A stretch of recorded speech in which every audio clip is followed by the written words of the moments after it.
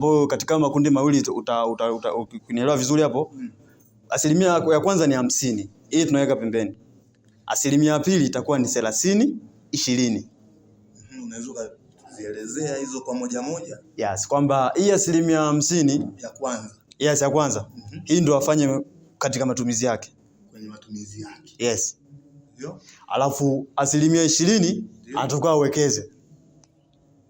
Asilimia 20 awekeze. Ulisema 50, yeah. 30, 20. 20. Asa hapo umeeleza ile 50 ya kwanza, 50 ya pili. Okay, ndio hiyo maana 50 ya pili ndio tumeganya katika sehemu mbili. 30, 20. Okay. Yes. Maana katika hiyo asilimia 50 maana hiyo sehemu mbili maana asilimia 20 awekeze. Je, ni chake naweza nikatumia mimi kupata fedha kwake yeye? Yaani zile fedha alizonazo yeye ili mimi niweze kuzipata. Mimi sina fedha, natafuta mtaji, si ndio? Au natafuta njia ya mimi kumiliki fedha. Je, nitafanyaje ili niweze kuzipata zile fedha alizokuwa nazo mtu fulani? Hapo vizuri sana. Maana hapo tunazungumzia swala la